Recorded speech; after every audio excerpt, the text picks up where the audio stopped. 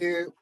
Welcome everybody. And for our first session, um, I call it the um,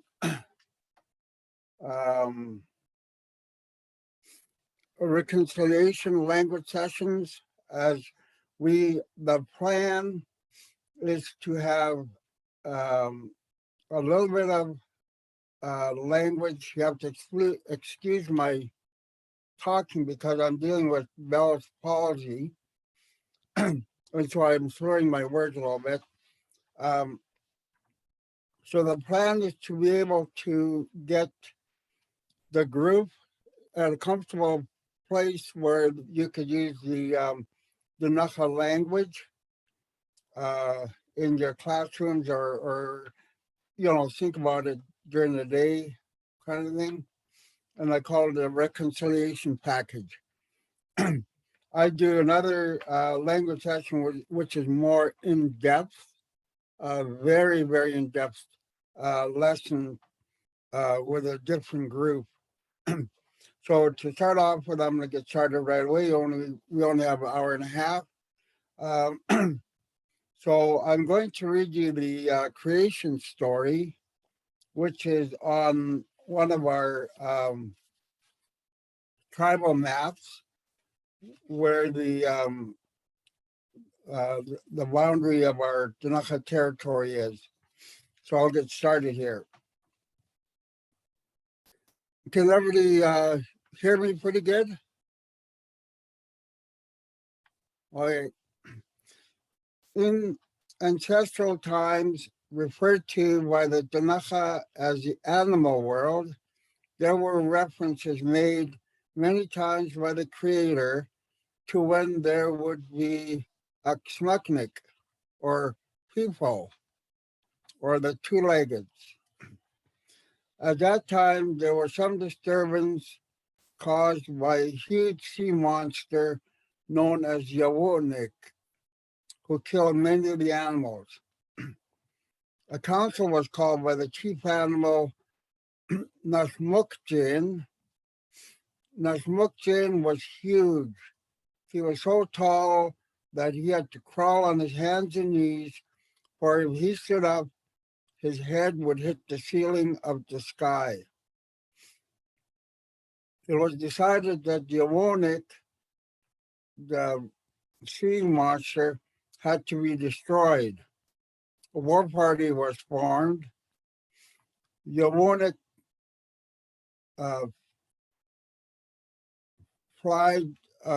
swam the Kootenai and Columbia River systems, including the Columbia Lake and the Arrow Lakes. Yawonik was sighted in the Columbia Lake near Yakanoki, and the chase was on. Yakanoki is a name also for Canal Flats, what's now known as Canal Flats. At that time, the Kootenai River and the Columbia Lake were joined. As the chase proceeded, Nasmukjin, the big giant, gave names to many locations along the Kootenai River, Kootenai Lake, Arrow Lakes, and the Columbia River. Yawonik was pursued down the Kootenai River past the Washa Sloughs, now called Washa, BC. Skinkoots got into trouble here when he fell into the river and had to be rescued by Wasa, the horsetail plant. The chase went by where the St. Mary's River empties into the Kootenai River, Akam, where the St. Mary's Reserve was now located. Then on down the river to Gunkak, which is a spring where Mayuk, the weasel, joined the war party. There were animals on both sides of the river as the chase continued, and among the party was a parasite, Ktunaxa, who had to be carried on the backs of other animals. His name was Jumtus, and he was mean and bossy. The other animals grew tired of his nagging and dumped him into the river at a place now known as Yakakis Watimitkosiski Jumtus, where Jumtus was thrown into the water. Leaving the land of the eagle, Aknokusam Amakis, and into the land of the Wutik, Jamna Amakis, past Wasaki, which is Waldo, which is now underwater because of the Ktunaxa, then on past the now 49th parallel, and then past Gachach, Turtle, now underwater near Rexford, Montana. The chase went on by Akiyi, which is Jennings, and on by Oxwalk, Lily, then into the international boundary into Atfo Amakis, the land of the Wolverine. The chase went past Yakanooki, which is Creston, BC, then up to Kootenay Lake, past Akaskanok, Kuskanok, BC. The chase went on by Akukli Creek, past Sanka Creek. The owner chose to follow the Kootenay River past Akyamsop, which is Nelson, BC. The chase was now in Mitskakas Omakis, the land of the chickadee. At Iksisuk, Castlegar, which is now Castlegar, the Wonik went north into the Arrow Lakes past Akinkanok, the Arrow Rock, where arrows were shot into a crevice in the rock. If the arrow was true, the journey continued. If the mark missed, beware, there was danger ahead, and the people had to wait till they were able to shoot their arrows through the rock. The journey continued past Jasno, Kukanok, which is Nakas, then up past Dunwak and Mituk, Mitskakas, Revelstoke, BC, where the Columbia River flows into the Arrow Lakes. Then up and around the Big Bend, then down past Aknoksok, Golden, BC, past Yakneshoki, which is Risco, then on past Yakyutski, which is Radium. The chase carries on through Quatakanok, which is Ashelmer, BC, then past Gananok, Winnimer, BC, past Kishknok, the Winnimer Lakes, and back into the Columbia Lake. Yakanoki Canal Flats. This completed the cycle of the chase. Yawonik would once again escape into the river, Kootenay River, and the chase would go on. The chase would go on and on and on. Every time the war party thought they had Yawonik cornered, Yawonik would escape again. One day, sitting on the riverbank, observing the chase, was a wise old one named Kikom. Kikom told Nasmukchin, the giant, "You are wasting your time and energy chasing the monster. Why not use your size and strength and with one sweep of your arm block the river from flowing into the lake, and the next time the monster enters the lake, you will have him trapped." Nasmukchin took the advice of Kikom and did as he was told. The next time Yawonik entered the lake, he was trapped. Having successfully corralled Yawonik, a decision had to be made as to whom the honor of killing Yawonik would be bestowed upon. The honor was awarded to Yamakpas, the red-headed woodpecker. When the eunuch was killed, it was taken ashore and was butchered and distributed among the animals. There remained only the innards and the bones. The ribs were scattered throughout the region and now form the hoodoos seen throughout the area. Nasmukchin then took the white balloon-like organ known as a swim bladder and crumpled it into small pieces and scattered it in all directions, saying, "These will be the white race of people." He then took the black ingredient from the inner side of the backbone, the kidney, and broke it into small pieces and scattered them in all directions, declaring, "These will be the black race." He then took the orange roll and threw the pieces in all directions, saying, "These will be the yellow race of people." Now Smukchin looked at his bloody hands and reached down for some grass to wipe his hands. He then let the blood fall to the ground, saying, "This will be the red people. They will be small in numbers and will remain here eternally." Having now fulfilled the prophecies that there would be mankind, Nasmukchin, in all the excitement, rose to his feet and stood upright, hitting his head on the ceiling of the sky. He knocked himself dead. His feet went northward and is today known as Yakseki in the Yellowhead Pass vicinity. His head is near the Yellowstone Park in the state of Montana. His body forms the Rocky Mountains. The people were now keepers of the land. The spirit animals ascended above and are guiding the spirits of the people. Ktunaxa.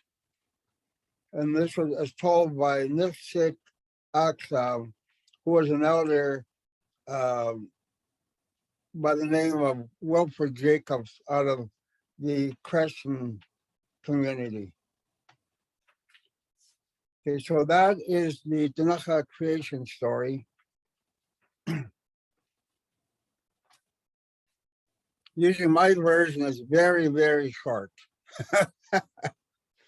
What I heard is in the valley, in this valley here, when you go, okay, the hoodoos, one thing that wasn't mentioned, the hoodoos were thrown, formed the hoodoos, and the main, one of the main ones is by Dutch Creek. And also what I was told was that the red, as the sea monster was swimming around, they had speared him, and the blood was flashing up out of his body, and it painted the rocks on the mountainsides. You can see the rocks, the red rock along the mountains. So that is the creation story. That is only, I always say, only the part of the creation story. So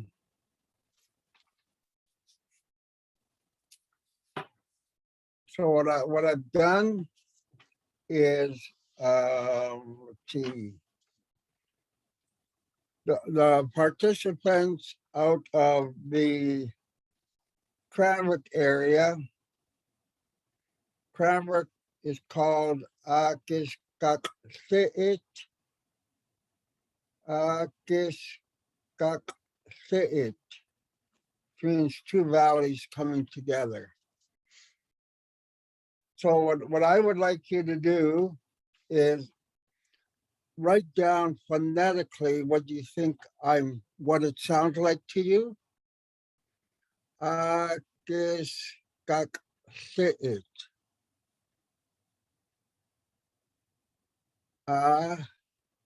Gis, G-I-S or G-I-I-S, Akiskaksit. GAAK, and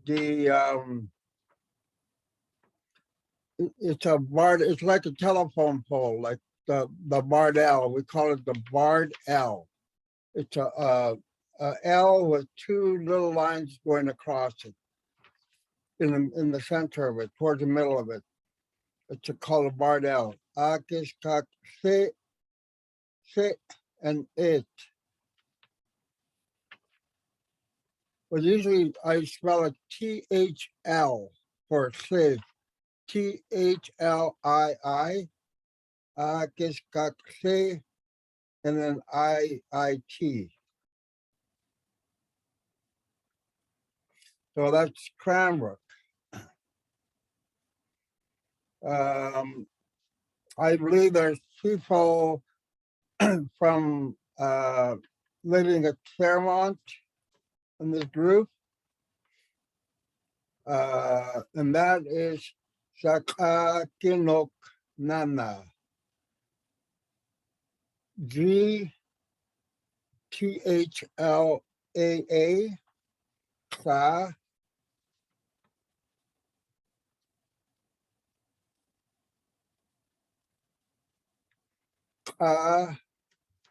I'm going to say that if you make a Q with an apostrophe or a comma on top of it, Q with a comma on top of the Q, we will get to that sound later on, starting on the third session. So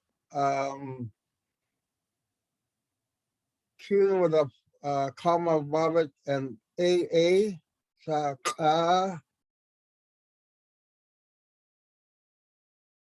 and then GII,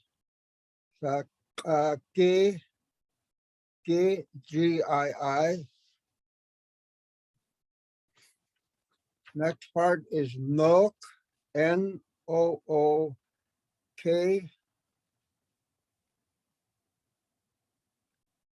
Then NA, NAA. And then NAA again. Ktunaxa.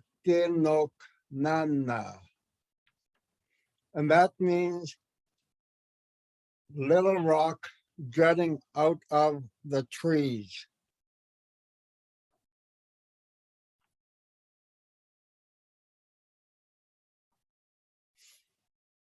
And from the information I got, there's also a few people from Fernie. That place we call Chakahak. CHAA, Cha,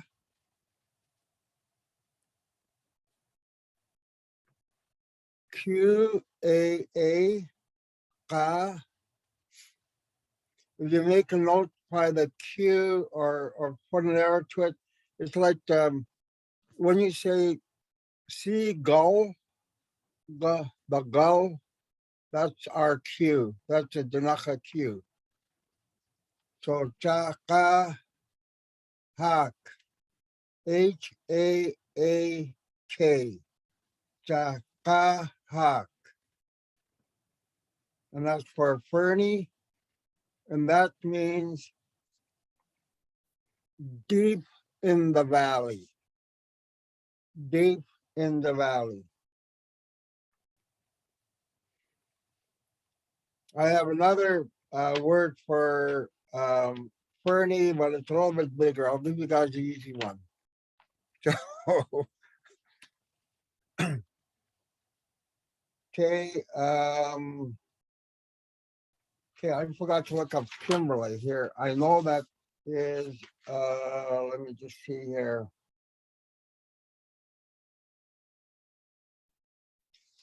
Between Kimberly and Cranbrook, there's a lot of place names, but I know Kimberly is, let me just see if I can find it.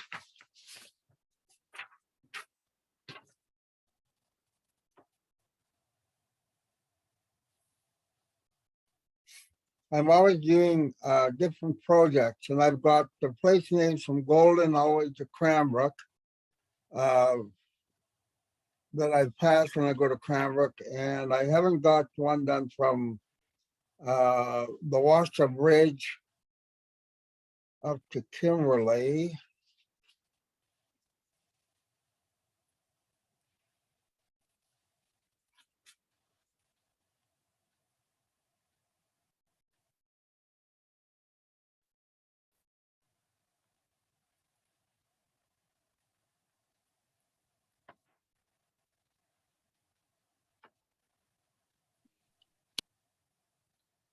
Hmm. I don't have it right here handy, but I know that it interprets to where the trail comes down.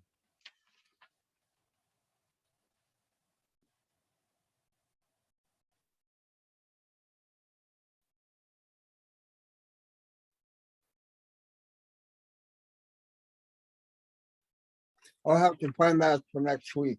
That was on. I don't know why I missed that. Okay, Nelson uh, is a young soap.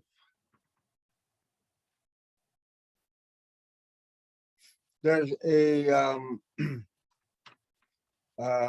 we call it a glottal stop.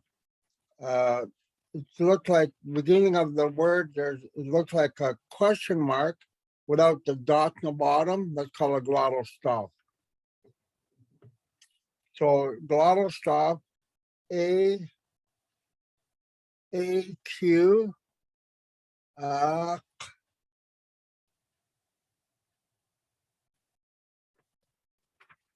think I made a spelling error here.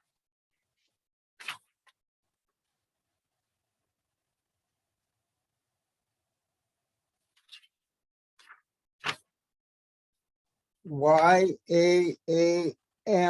I'm going to say M because in my memory, I remember it's Akyam. So YAAM, Akyam.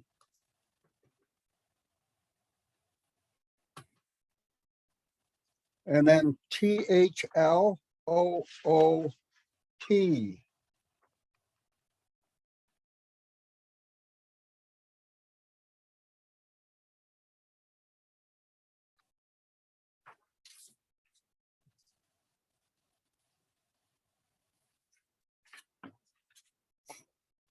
Okay, so that's Nelson.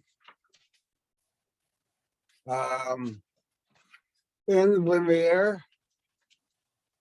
is York Nook Sit. York Nook Sit. Uh, let's go GYAAWK.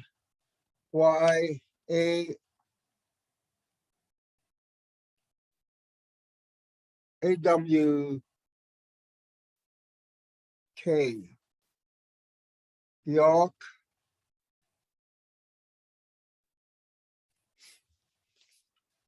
Nook NOOQ. Again, that's a Q as in um, what is an example I gave you guys earlier? I've got two words. I have gullible and seagull. Seagull. So the Q sounding in seagull. York Nook, and then say THLII, and then what do you call a glottal stop? Sit, and then IIT,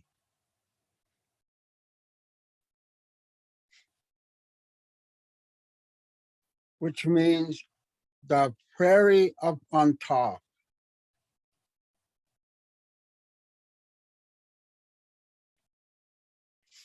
York Nook Sit, the prairie up on top.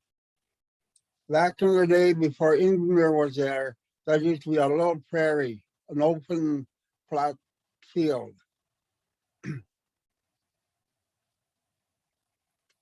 Okay, Revelstoke,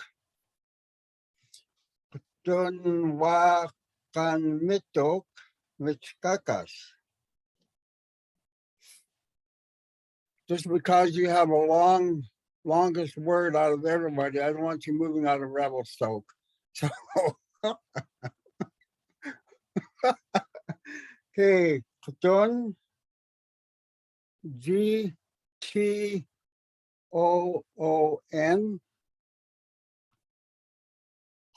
Ktun,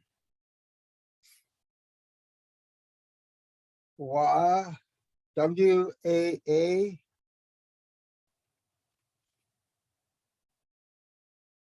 Gan, Gan, GAAN,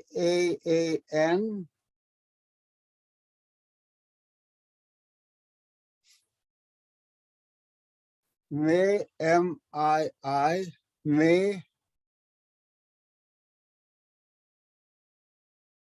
Tok. I would go DOOK. So that's the first word. Dunwakamitok. Then the second word, Mitch Kakas. MIICH.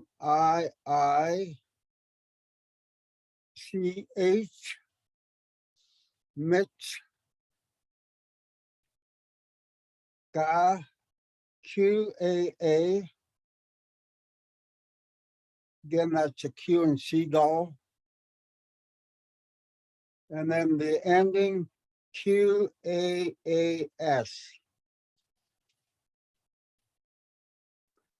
So it's Kdun Wa Kan Ne Tok Mitch Kakas.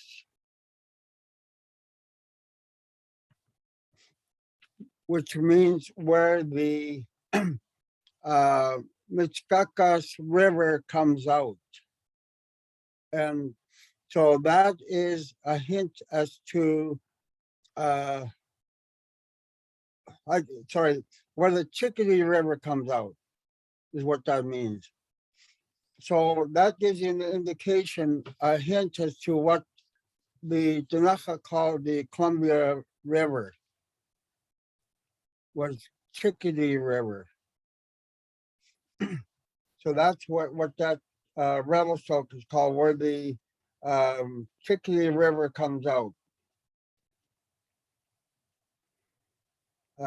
Creston, Yakanoki, Ya, YAA, Kan, QAAN.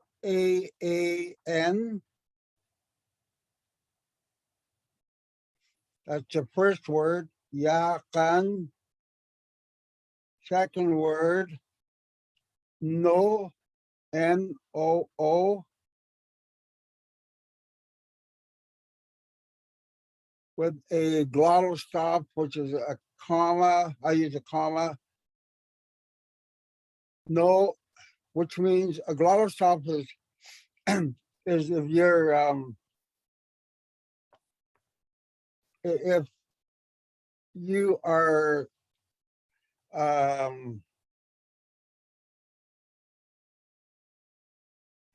let's say watching a small kid or a baby crawling around and they hurt themselves, you would say, oh, or they're going to get into trouble. So you say, oh, that stop. That's called a glottal stop. So, and the ending for the Yakanoki, GII,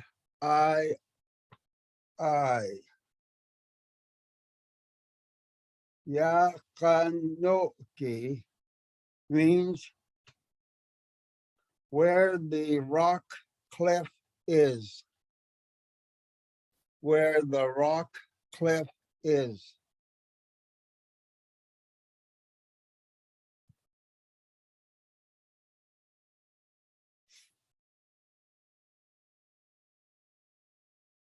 And then Sparwood. I know we're supposed to have one person from Sparwood, and the closest I could find out for that area was the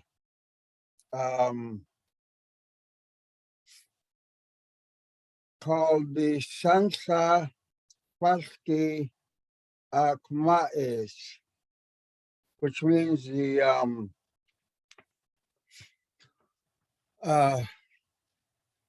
Pigan woman's trail. Sansa, SAAN, San Sa, THLAA, the first word. Second word, Paski, I'm going to say VAATHL,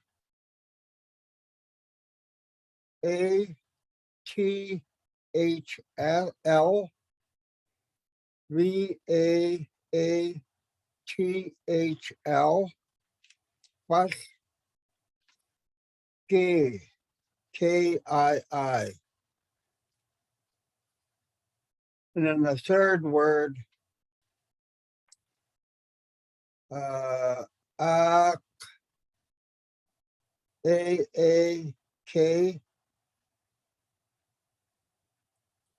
MAA, glottal, stop,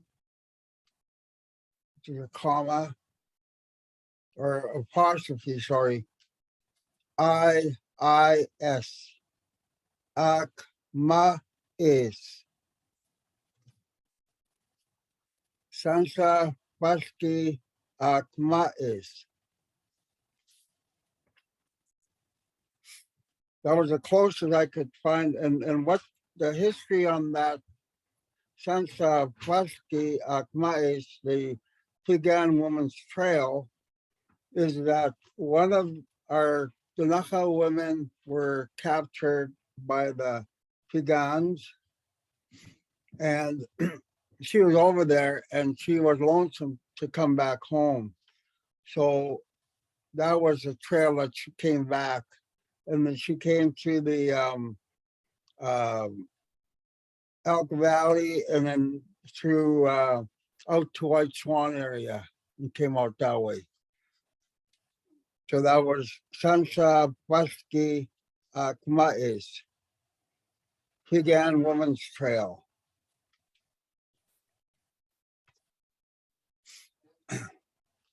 Only reason why I know that story is I was very when I was learning about being a Ktunaxa person, I was I'd always heard that the Sansa, the Pigan were our enemies, and then I was pretty perturbed that I heard that there was such a trail as called Sansa Bosque Trail.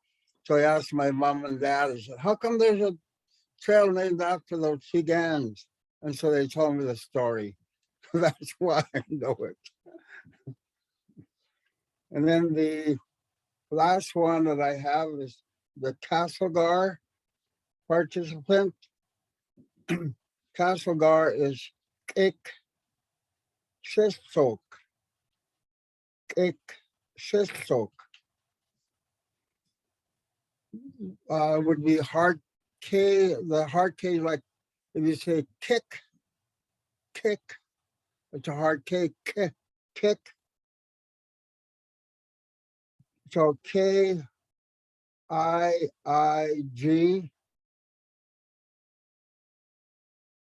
kick, or kick. I guess it'd be hard KIIK, kick. And then say SII, and then folk, THLOOK, kick, sisok. and that means where two rivers come together. Where two rivers come together. Now, I didn't find the name for Pocatello or Jasper. I know we've got a place by Jasper. I didn't know those. The Jasper one, I know there's one close to Jasper, but I never did find one for Jasper. Well, thank you for looking. I also would be interested in golden because my home is partly golden and partly jasper. Okay. You know golden probably. I have it written here, but I don't know exactly how to pronounce it. Is it Ktunaxa? Ktunaxa. Ktunaxa.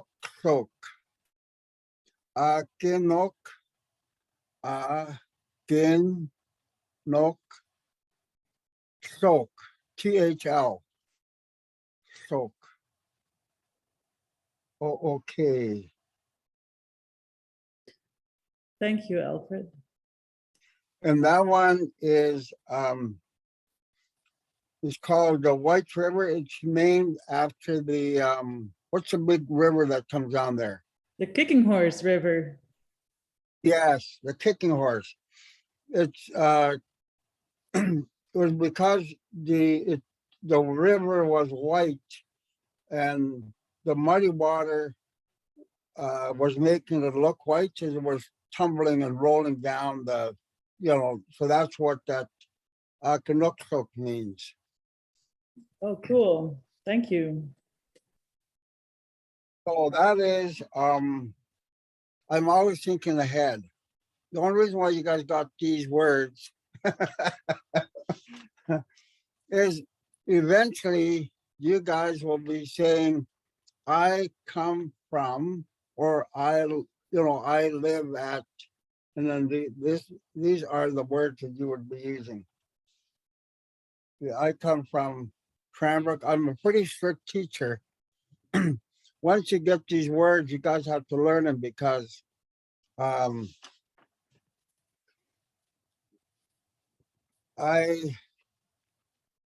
have, I'd say, high expectations for a lot of people, especially a group like your group who are, enthusiastic about learning about the language and about the different areas of the territory. And so in order to,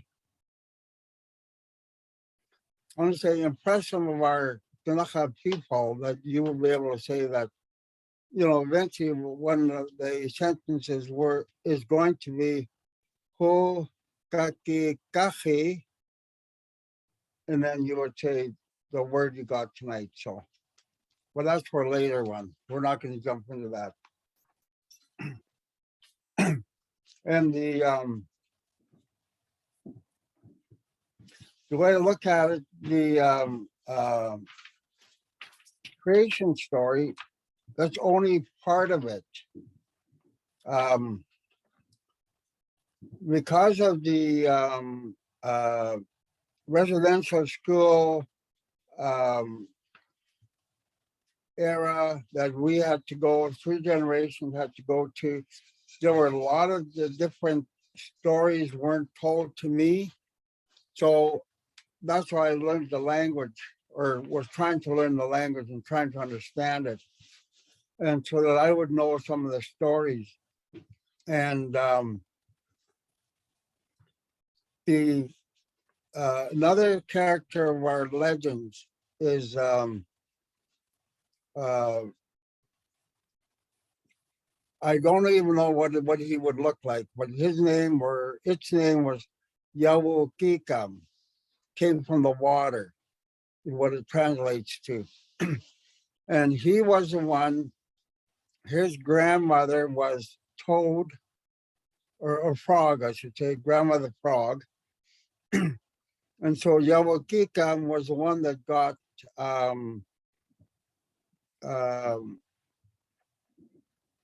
the wood for bows for the Ktunaxa. And he also was the one that got the arrowwood, which is the um, Saskatoon bush for arrows. That and he was the one that got it. And he also got the arrow straightener for the Ktunaxa people. So and it was like the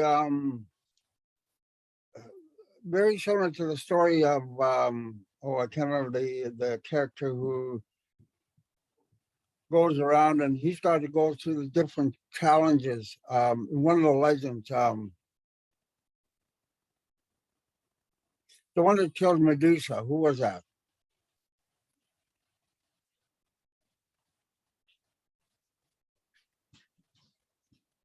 You know, the snake-headed lady.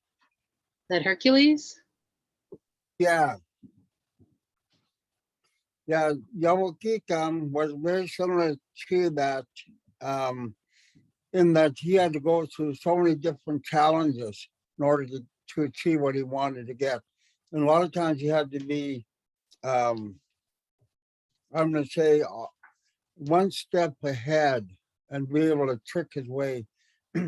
So what he did was the I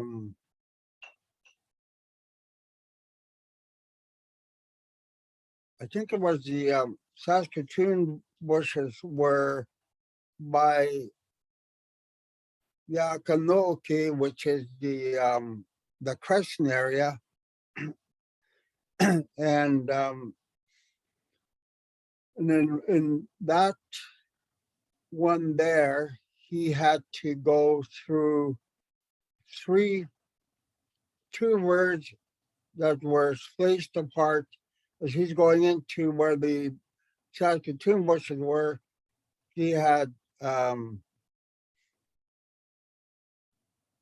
two words that would squawk. One would squawk, let's say, for example, 2 miles away from where grizzly bear was. Grizzly bear guarded the Saskatoon bushes. So the bird would squawk, and then about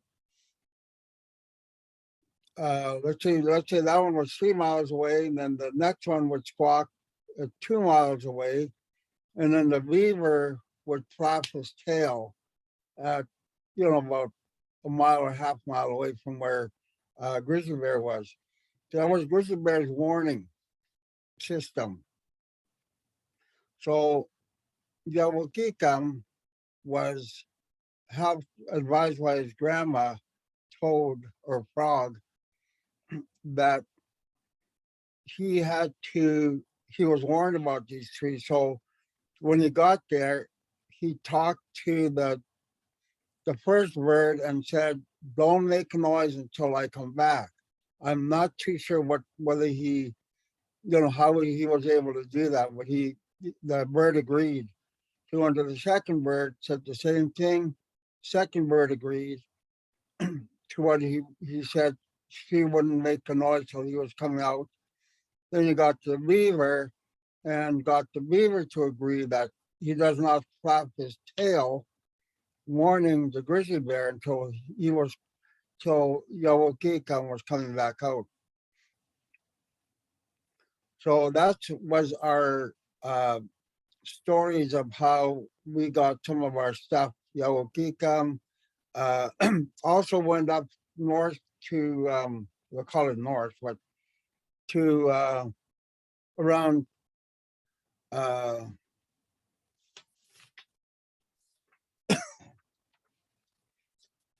to somewhere around Tunwakan Mituk Mitskakas and got the arrow straightener from there. That's where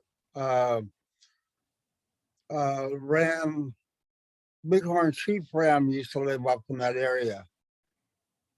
So Yawakikam had to kill the ram so he can get the horn to straighten out to use that for arrow straightener.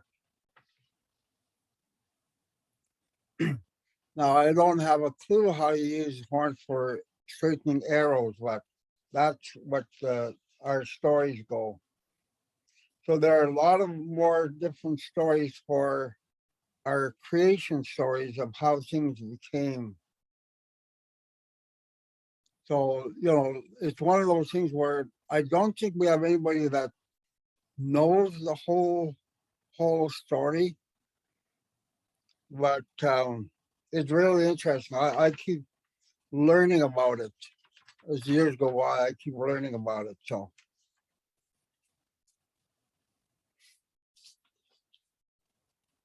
So the hoodoos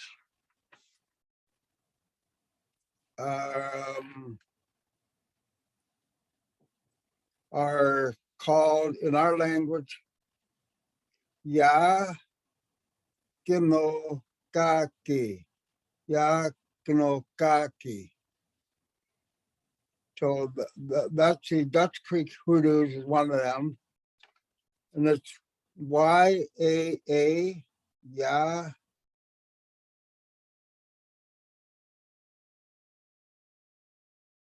GII, Ya Que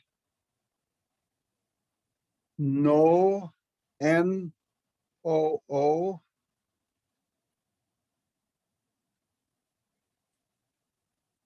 Ga GAA, Que GII, Ya Kino Kaki.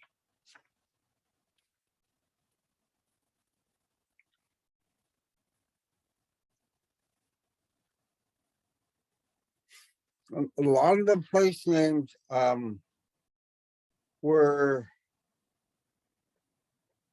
either from legends or else Nasmukchen, the big giant, he named them before the people came onto the earth. So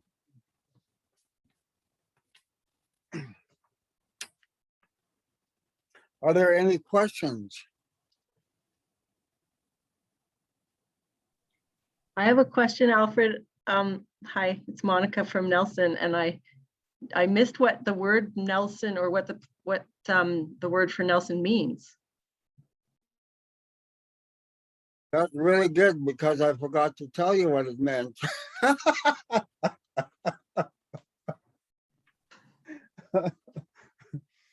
I believe that one that one is where you could see the bottom of the river. Ah, thank I you. believe that's what that one means. Thank you.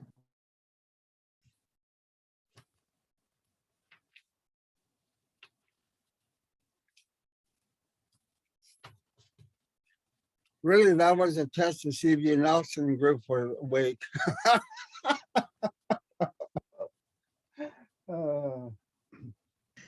Nice one.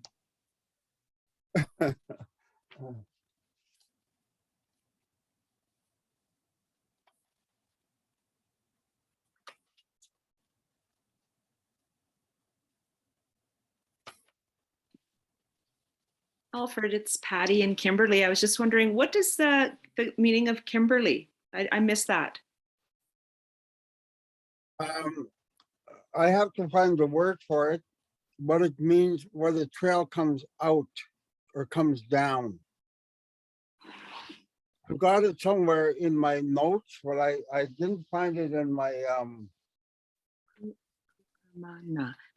I have the writing of it here, but I don't think I'll pronounce it right. But it's Kukamana, or I'm not pronouncing it. I think it's Kukamana. Kukamana. yeah, Kukamana. Kukamanam, yeah. Kukamanam, ma with a glottal. Akma, our name places. I'm not very good with I try and stay away from some people ask me about meaning of names. And our language is so old that some of the, I'm gonna call them portions. Let's say like Fairmont. So Ktunaxa, I had to ask one of our or two of our elders what that meant, because I had the word for Fairmont, but I didn't know what it meant. And so that they told me they meant little rock jutting out of the trees. And because I'm learning the language yet, you know, like I can see NUK, Nana, Little Rock, I guess. But I couldn't understand what the other part of it was. So I'd asked him. So I'm glad that I still have the ability to ask some of the more fluent speakers to explain to me what some of the word names mean. Because some of them are so old that they're hard to figure out, and I'm not the best for names. So, and how did you spell that cook for Kimberly? KU.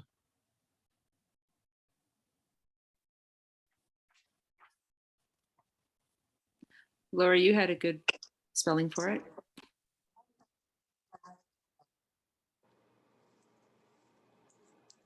I'm not very good with saying it's a K with a little mark over top of it. Okay. Yeah. Yeah. And Glottal you- K. UKAMA, and then the Guadalstall. The Yeah. question mark without a dot, NAM. And I've heard it Ktunaxa. pronounced. I've heard it pronounced with Ktunaxa. Sophie Pierre says it said that way, but I've also heard it said like you've said it. So Ktunaxa. Either it's coming down or coming out of, a trail coming out of.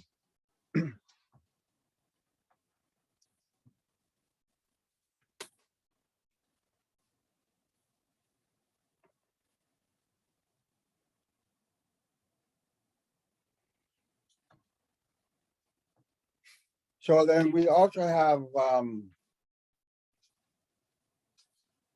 out of the Cranbrook area, we have Kinme, which is Mount Baker. Kinme.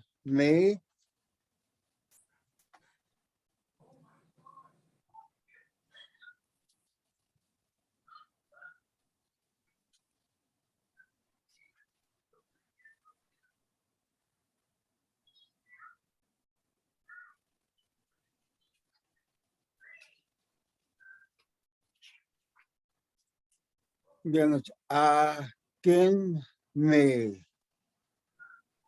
So I'm not going to spell it out for you guys. You guys are going to start figuring it out on your own. Kinme.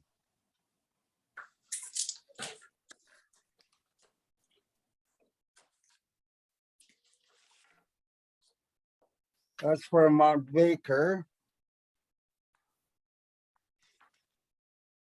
And that is a pile of arrows from the legend of the Muskrat Wars.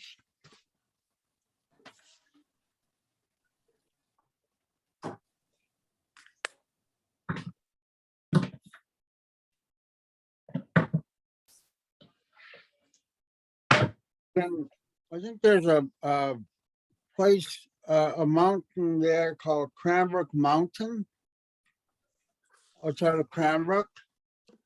That's called Ktunaxa. Ktunaxa. Translates to mole hill. Mole hill.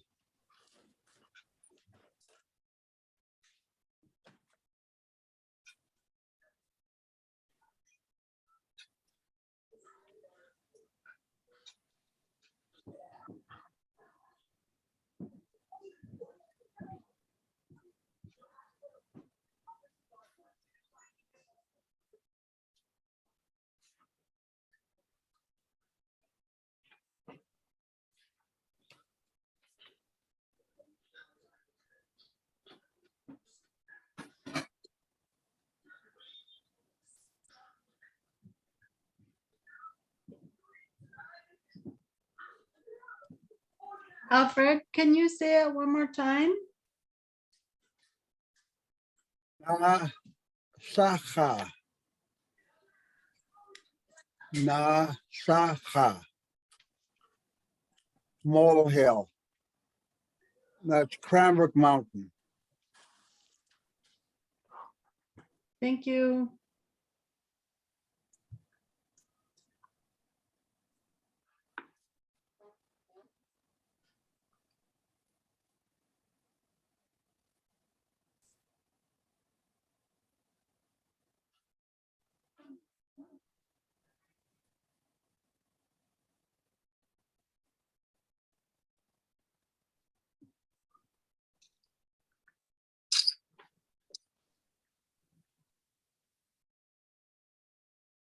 Yeah, there are quite a few places, place names in throughout the whole territory. Um,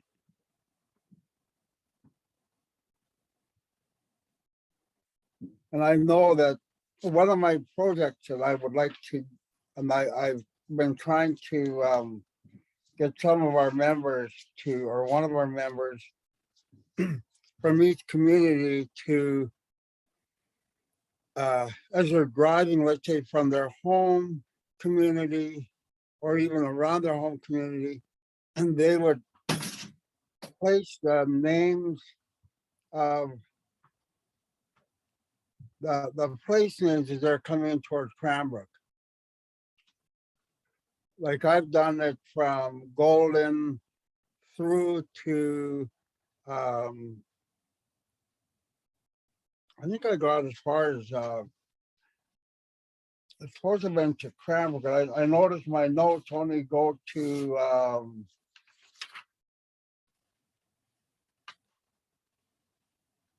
Ram Creek.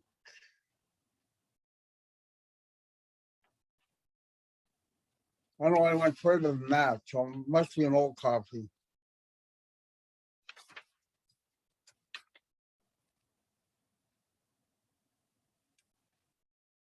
So Ram Creek near Skookumchuck.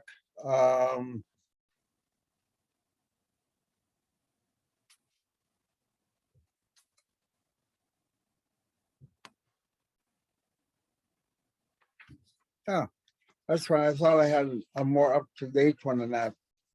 Because I had Bummers Flats on there and the whole, even just a Skookumchuck, I've got one, two, three,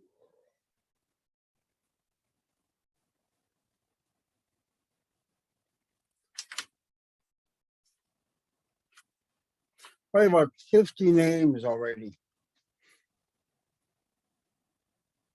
So then you visualize, coming from Yakanoki, which is Preston, going to Cranbrook. You picture coming from the Lethbridge, in our language, is aquam, which means stomach. So from Lethbridge to Cranbrook would be another one.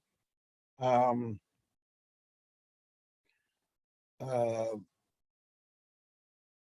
Calgary is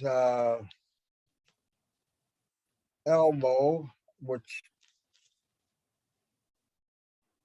I can't remember what that word is.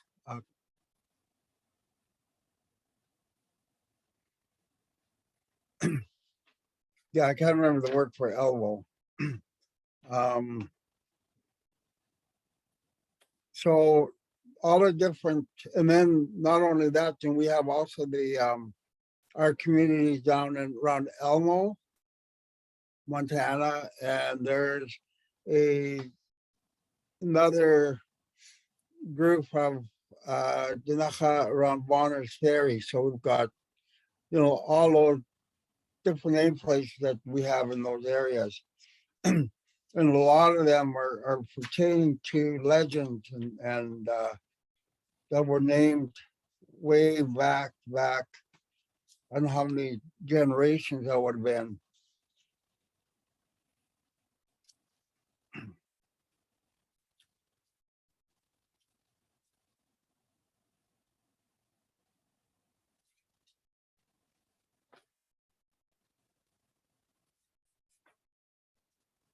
And I know one of our, I would listen to some of my recordings as I was learning the language and try to understand the language a little bit more.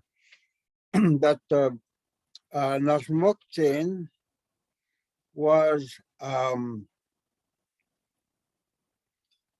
one story from down around, I believe it was Bonner's Ferry, one of the old speakers there that was recorded, used to say that because Nasrukjin was so big, he couldn't stand up, that he would have to sort of crouch up and then lean forward a little bit. And that's where he formed the lakes. And he talks about the story about how he would go from Kootenai Lake and he went south to Flathead Lake and Coeur d'Alene, and that was his leaf, where he would be crawling and he'd leap forward a little bit, and then where he landed was where he would make the lakes with his knees. So it was quite an interesting story once I understood it. So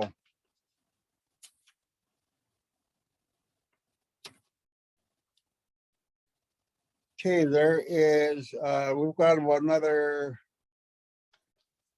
we're done 8:30. Is there any other place names that people would like to know around their areas? Alfred, could you tell us what the name for Wasso was again? Wassa, Wassa was in in our language is Wassa, and Wassa is the horsetail plant. I'm not Thank sure. The only thing I know about that story is that Coyote's always getting into trouble, right? So when he was going along and he did something, he found the water, and he was able to then the Wassa helped him, saved his life. So the story I've heard bits of was that because Wassa saved Skincoot's life, Skincoot gave him a present and painted the black rings on the Wassa plant. So if you look at the Wassa plant, you'll see the black rings.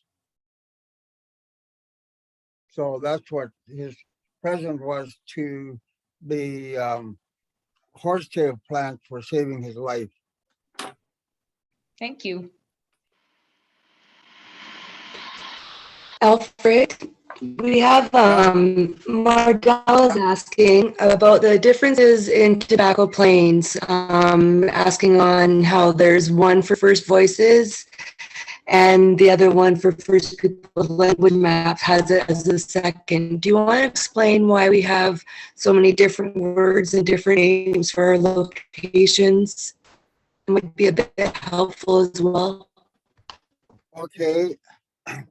On First Voices, I'm not too sure what's on First Voices. It could be Akin Kong Sasnokseet, a big long word. Akin Kong Sasnokseet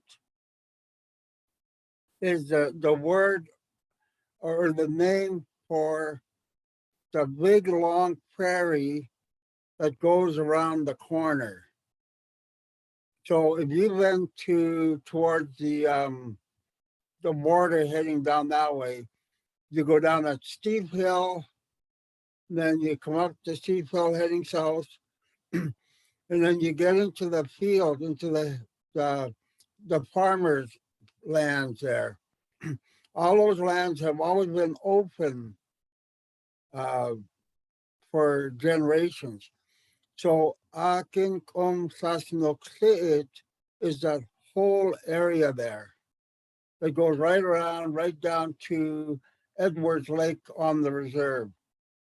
So that's what I was told, because I was curious about the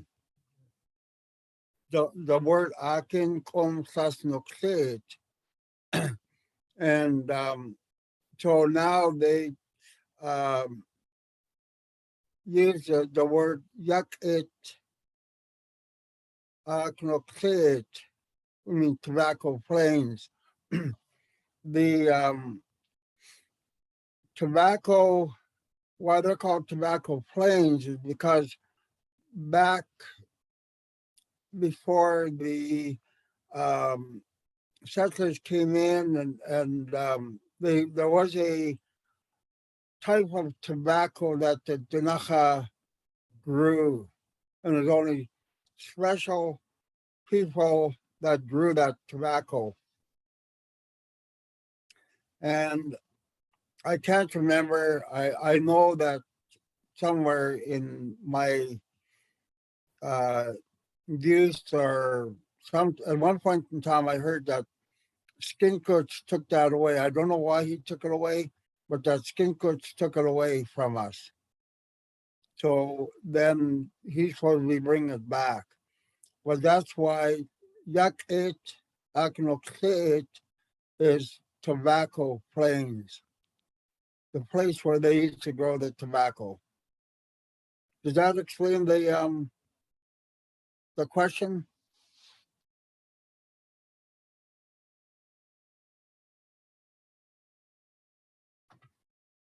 Hey, I thank should, you. I should be looking in the chat too. I've been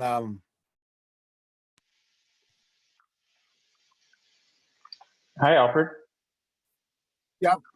I was wondering what the names for the St. Mary's Valley or St. Mary's Lake or even Great Creek Pass were.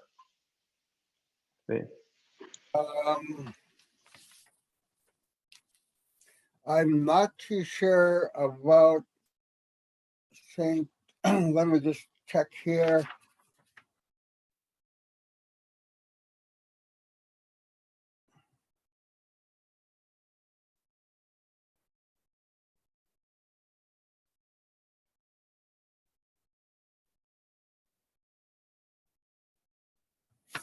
I don't have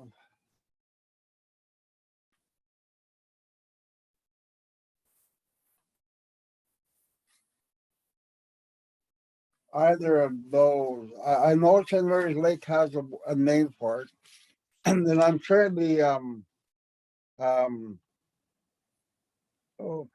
Grey Pass has a name for it also. But I have to rely when I'm learning these places. I have to rely on the old recordings that I can get a hold of, or some of the old papers that were written. The thing with the Ktunaxa language, it was never written down. It was not a written form until in the late 60s. There was a linguist that came up by the name of Larry Morgan, and he started writing down in his in the linguistic form of what he thought would be the appropriate linguistic form for the Ktunaxa language. And I can't remember how many years. I know that for 3 years at least, he was working on it, on the language. And that's where a lot of our so-called dictionary comes from. I call it so-called dictionary because it is it was his work that he had done, and he only stayed with the I want to say the simpler words.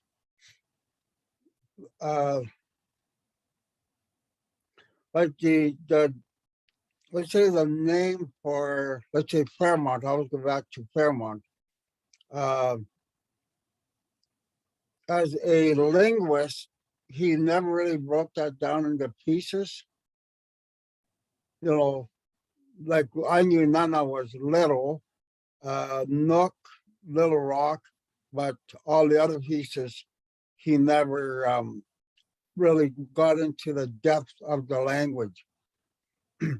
So his whole, the reason why I heard he started working with the language was because he was trying to prove that the Ktunaxa language was not a isolate, and that he wanted to prove that it was tied to the Salish somehow. So he sort of missed the boat on a lot of the different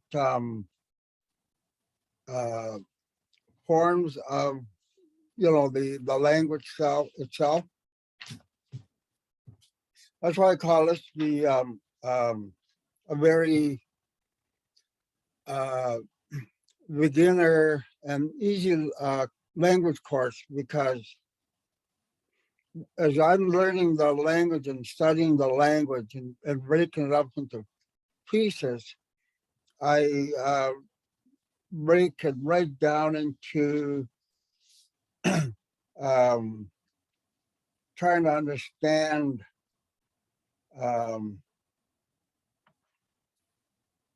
the different 3-letter parts of a long word.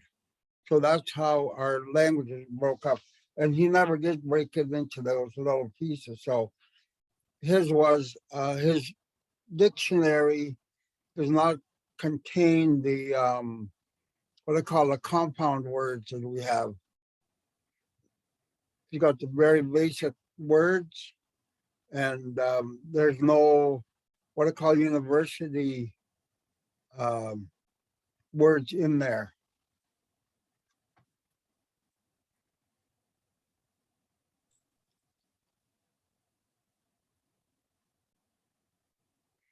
Alfred, Yeah, I see the wondering for both Lake Windermere and Columbia Lake. I never did find out the name of those. I've always wondered about that too. Yeah, in all the recordings that I've listened to, I have never found any reference to the names of the lakes. The only thing that I know of, like Kishkonok, means the area of the 2 lakes, and so that I'm assuming that's Columbia and Windermere Lake. And one of the shortfalls that we've had in my own history of learning the language or trying to keep the language alive is that when we were growing up, we were never forced to speak the language. We understood what they were telling us, and then we'd answer in English. And they allowed that because there were 2 generations, my grandmother and my parents' generation, basically had been told the Indian ways are no longer going to be there. You have to have your children fit into bigger society, into greater society. So we were never forced to answer in the language. And then on top of that, at the mission, we weren't even allowed to speak the language at all. So a lot of my generation don't speak the language. They have some of them understand the language. They can speak it, but they won't because there's a mental block. And so I work with the language group that I work with. I have to be very aware of that, and I try and get our residential school survivors to try and draw the language out of them. And it's been working because it's it's one of those issues that I have, like a lot of the different names that we have, we've lost because my granny would sit there for hours. She never told us any legends, you know. And as far as I know, when they would talk the language, they always told us to get away. We weren't part of that conversation. But a lot of times I would always pay attention to what they were saying. Mainly because, number one, as a kid growing up, I had to know exactly what they were doing, whether they were going to go to town or what they were planning to do. So I had to keep in touch with the language. They didn't know I was doing it, but I was keeping in touch. And also the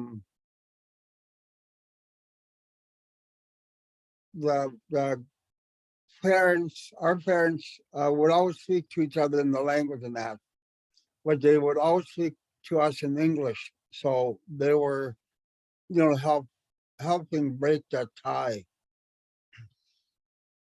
But I remember some of our elders in later years, when I was in my 20s, early 20s, one of our elders was always hollering, well, not hollering, yeah, just hollering at us, telling us we should learn the language. And by then, a lot of us had sort of turned it, my generation had turned it off. They said, what's the point in learning it? But she would always be talking the language and just giving everybody heck. And then she turned to me and she asked me, "Oh, but you don't know what I'm saying." And I tell her, "I know what you're saying." So she had to be nice to me. So is there any more questions that I missed or? I have a question if you don't mind, Alfred. I live in a place called Shore Acres, which is half smack dab in the middle between Castlegar and Nelson. And it's where the Slocan River flows into the Kootenay River. And there are stories around here. There's a place called Gold River or Gold Island, which is just a short paddle up the river here. And I'm told that there's possibly a burial ground here. So there's this area, this very small acreage here is very rich. And I wonder if you know the place names for Slocan River or in fact Shore Acres, which is what it's called now, but.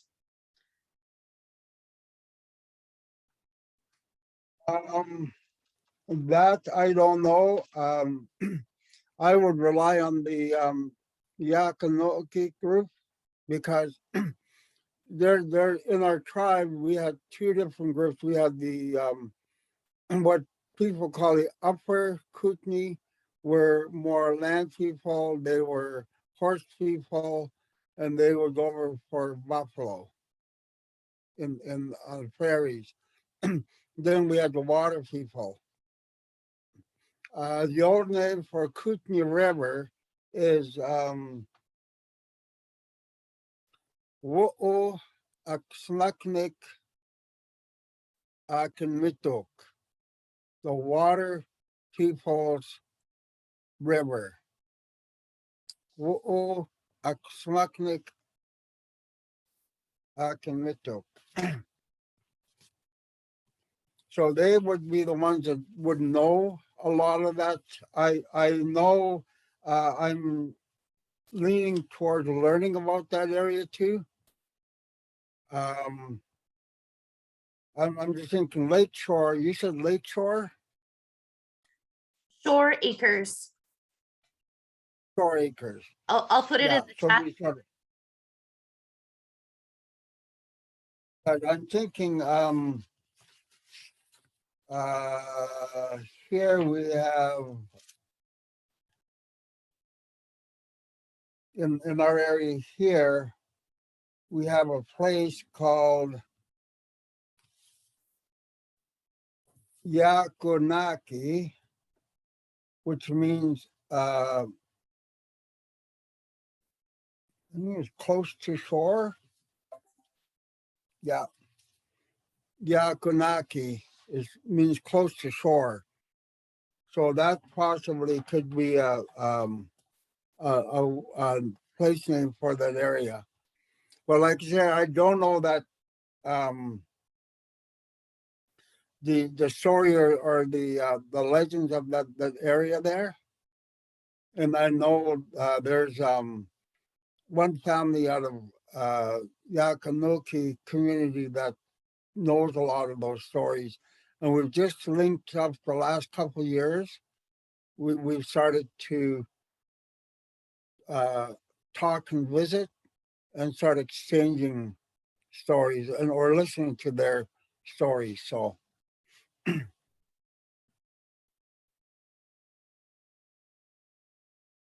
any other questions?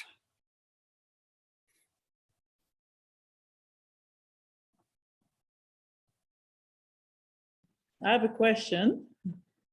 Yeah. Earlier when you were sharing the creation story, there was a map being shown, and I'm interested to see that map in more detail. Is that possible? Or is there a way I can have it on my computer so I can study it a little bit more?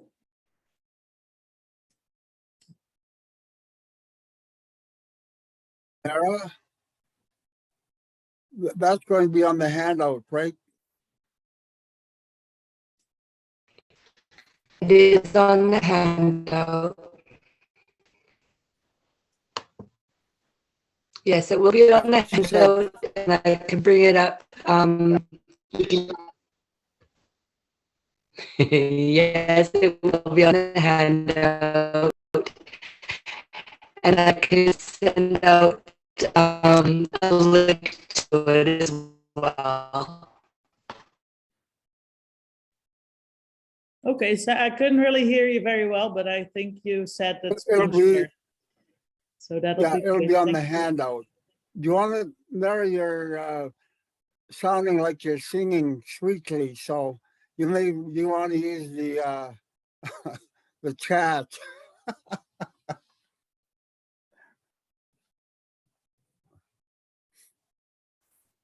That's That great. her Thank you very internet much. must be weak. I've got about 1,000 questions, Alfred. So I'm so glad we have 14 weeks with you and Mara. Thank you. Yeah. Yeah, so that's the first session pretty well. As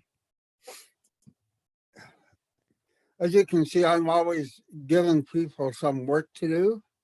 I don't like to be talking and not giving it everybody else just.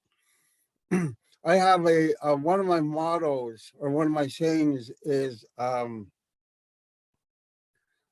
not a television, so don't just sit there and watch me. I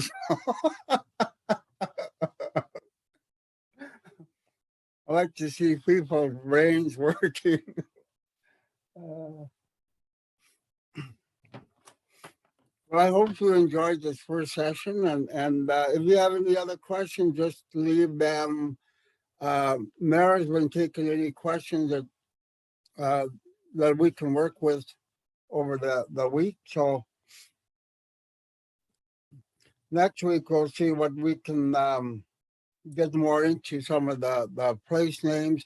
I know the one map I didn't go over, and that's the what we call the districts map. I could do a little bit of talk on that one. So and that's it. I think that's And Alfred, I can so. I've got this on recording, so I can post that to the main page there. I'll just put that in the chat at the bottom, and then that can just be available if people want to review, or for those who couldn't make it to one, or I can post it there by tomorrow.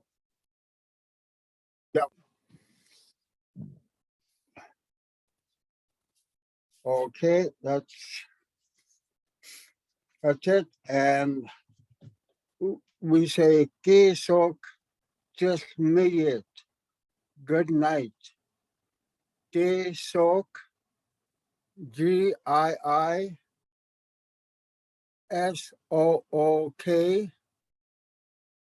Kisok just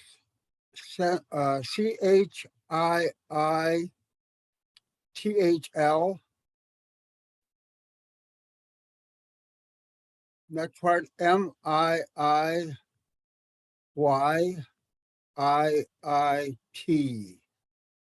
Kisok just made it.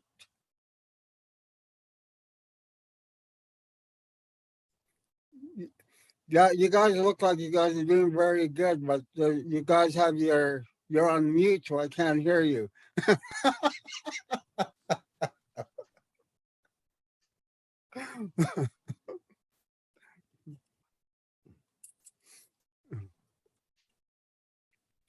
You want us to try, Alfred? Kisuk. Yeah, Isuk Kisok just made it. perfect. Kisok just made it. Right. Kisuk. Isok Shmiet. Yeah, pretty good. Yeah, Kisok just made it. Good.